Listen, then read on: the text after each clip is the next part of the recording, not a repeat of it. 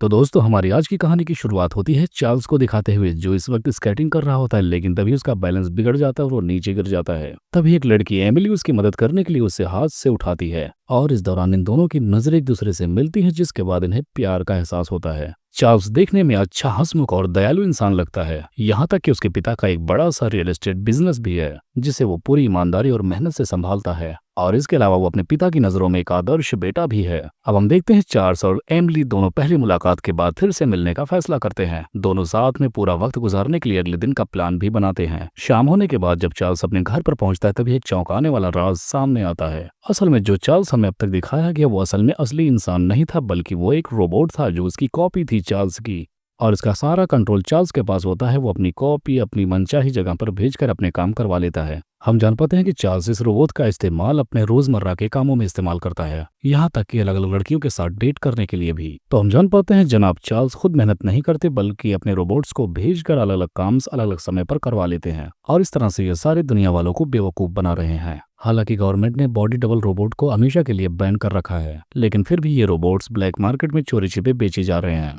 अब दूसरे दिन हम देखते हैं चार्ल्स एमिली के लिए तैयार होकर मिलने के लिए जाता है और कुछ ही देर में उससे पीछा छुड़ाकर वो फिर से अपनी लिस्ट देखता है और फिर स्केटिंग करने के लिए चला जाता है। और आज फिर से उसकी टक्कर एक बहुत ही खूबसूरत लड़की से हो जाती है और आज इस लड़की का नाम एलिन है। यहाँ पर दोनों बातचीत करते हैं और जल्द ही चार्ल्स समय ना गंवाते हुए उसे कॉफी पर इनवाइट कर लेता है। अब हम देखते हैं चार्ल्स जब घर पर आता है तो अपने रोबोट को आदेश देता है कि वो उसकी नई गर्लफ्रेंड को डेट पर लेकर जाए और उसे चार्ल्स के लिए पूरी तरह से रेडी करे। जिसके बाद से उसका रोबोट C2 अपना काम चालू कर देता है। जिसके बाद वो एलिन के साथ साइकिलिंग पर जाता है, यहाँ तक कि उसके साथ बहुत सारा वक्त गुजारता है, उसे अलग अलग जगहों पर ले जाकर घुमाता है। इसके अलावा वो उसे बहुत सारी शॉपिंग भी करवाता है, यानी उस लड़की को पूरी तरह से इम्प्रेस कर लेता है। अब यहाँ पर वो लड़की खुद बोलती है कि क्यों ना वो ये पूरी एक रात एक दूसरे के साथ गुजारें। इधर चार्ल्स से मिलने उसका पुराना दोस्त एस्ले आ जाता है, जो पहले नेवी में रह चुका है। इधर हम देखते हैं चार्ल्स का रोबोट भी घर पर आ जाता है और उसे बताता है कल शाम 7:30 बजे तुम्हें एलिन से मिलने जाना है। वैसे उसके दोस्त एस्ली को वो रोबोट बिल्कुल भी पसंद नहीं है, लेकिन चार्ल्स रोबोट को अपने भाई जैसा मानता है।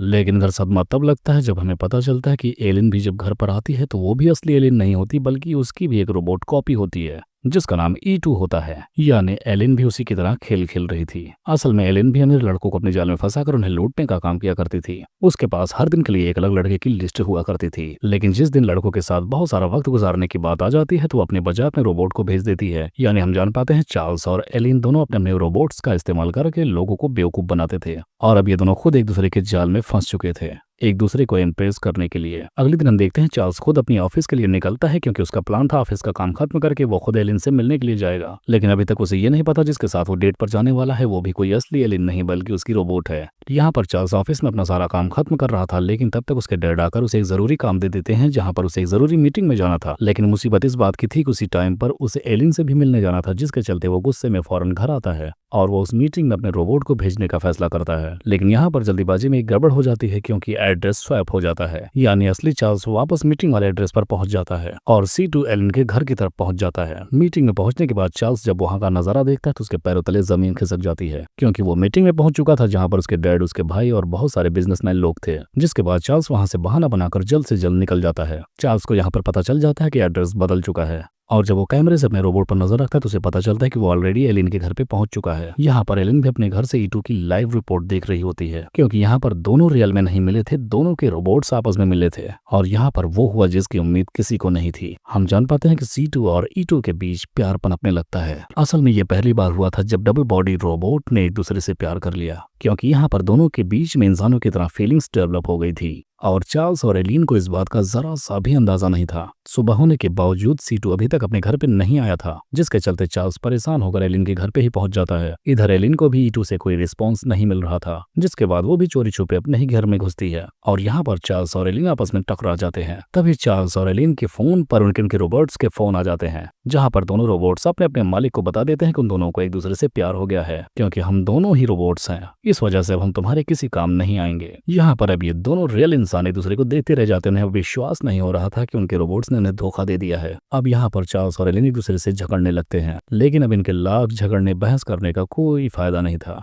चार्ल्स और एलिन को लगता है कि अब वो दोनों जल्द से जल्द अगर कुछ नहीं करेंगे तो उन्हें जेल जाना पड़ सकता है। जिसके बाद हम देखते हैं चार्ल्स और एलिन उस आदमी के पास जाते हैं जिसने उनके रोबोट्स को बनाए थे। यहाँ पर वो आदमी बताता है कि अब तुम दोनों उन रोबोट्स को अपने पास नहीं रख सकते, क्योंकि उन दोनों में फीलिंग्स जग चुकी हैं और वो इंसानों की तरह बिल्कुल सोचेंगे, जिसकी वजह से वो तुम्हारे कमांड्स नहीं मानेंगे। और अगर अथॉरिटीज को पता चल गया तो हम सबको जेल हो जाएगी, जिसकी वजह से हमें C2 और E2 को डिस्ट्रॉय करना होगा। लेकिन चार्ल्स अपने C2 को मारना नहीं चाहता था, जिसके बाद वो चुपके से जाकर अपने दोस्त एटले को फोन करता है और उससे मदद मांगता है। इधर जैक C2 और E2 की लोकेशन ट्रैक कर लेता है, जिसके बाद चार्ल्स और एलिन को साथ में लेकर उन्हें पकड़ने के लिए निकल पड़ते हैं। अब वो दोनों जहां पर थे जबरदस्त रोमांस कर रहे थे भाई साहब, जिसके बाद ये लोग पहुंचकर उनका सारा मजा किरकिरा कर उन्हें बेहोश कर देते हैं। जिसके बाद ये सारे लोग उन दोनों रोबोट्स को उठाकर अपने कार में डाल देते हैं। अब उन दोनों को कार में डालने के बाद उनका एक निंजा होता है, जिसे ये लगता है कि ये असली वाले चार्ल्स और एलियन रोबोट हैं। जिसके बाद वो उन दोनों को ही पकड़कर मारने लगता है और इधर नकली रोबोट्स वाले चार्ल्स और एलिन उनकी कार लेकर वहां से फरार हो जाते हैं। अब अगले सीन में हम देखते हैं चार्ल्स और एलिन दोनों मिलकर एक प्लान बनाते हैं कि अब उन्हें उनके रोबोट्स को मार ही देना चाहिए। लेकिन हम जान पाते हैं कि ये असली एलिन नहीं थी, बल्कि ये E2 थी और चार्ल्स की बातें सुनते ही वहां से भाग निकलती है। इधर हम दूसरी तरफ देखते हैं चार्ल्स वाले रोबोट ने एलिन को बुलाया था और यहाँ पर उसने भी उसे अपना प्लान बता दिया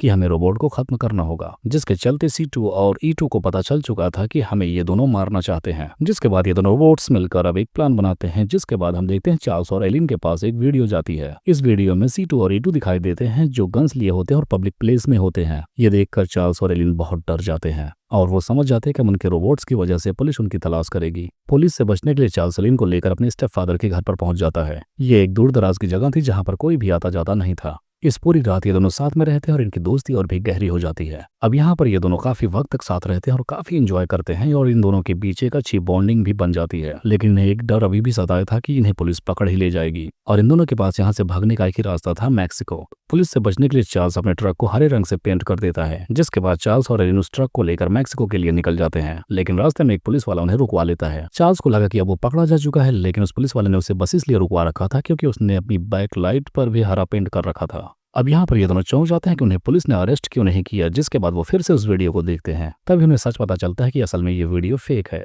C2 और E2 ने कहीं पर गोली नहीं चलाई थी, बल्कि ये दोनों अब चार्ल्स और एलिन की जगह ले चुके थे और ये दोनों जल्द ही शादी भी करने वाले थे। लेकिन अब बारी थी इन दोनों के पलटवार की। जिसके बाद ये दोनों बदला लेने के लिए उसी पार्टी में वेटर का काम करके जाते हैं। अंदर जाने के बाद ये देखते हैं कि C2 और E2 डांस कर रहे हैं। इसके अलावा ये दोनों जोर शोरों से शादी की प्लानिंग भी कर रहे हैं। चार्ल्स और एलिन बिना देरी किए इन दोनों को किडनैप कर लेते हैं और टीजर गन से झटकर देकर दोनों को बेहोश कर देते हैं। अब इन दोनों को ठिकाने लगाने के लिए ये दोनों इन्हें एक झील के पास लेकर जाते हैं। सबसे पहले C2 को झील में फेंक देते हैं, लेकिन वो तैरकर निकलने लगता है। जिसके बाद E2 को ये लोग खत्म करने के लिए जैक के पास लेकर आते हैं। यहाँ पर चार्ल्स अपने दोस्त से बोलता है कि तुम इसे रीप्रोग्राम करो, क्योंकि चार्ल्स चाहता था कि वो उसे अपनी मर्जी से कंट्रोल करे। लेकिन उनका दोस्त उन्हें बताता है कि इन रोबोट्स को अब कोई भी कंट्रोल नहीं कर सकता, ये खुद की मर्जी के मालिक हैं। अब अपने फीमेल फ्रेंड को ढूंढता हुआ C2 भी उसी घर पर आ जाता है। अब यहाँ पर ये चारों मिलकर कुछ कर पाते इससे पहले पुलिस आकर इन सबको गिरफ्तार कर लेती है। लेकिन जैक और E3 चुपचाप वहां से फरार हो जाते हैं। जिसके बाद हम देखते हैं उन्हें एक छोटे से पुलिस स्टेशन में लाया जाता है। ये स्टेशन बहुत ही छोटा था, यहाँ पर सिर्फ 2 पुलिस वाले थे। सीनियर पुलिस ऑफिसर के बाहर जाने के बाद चार्ल्स को एक फोन कॉल करने की इजाजत मिल जाती है। वो तुरंत फाइट निंजा को फोन करता है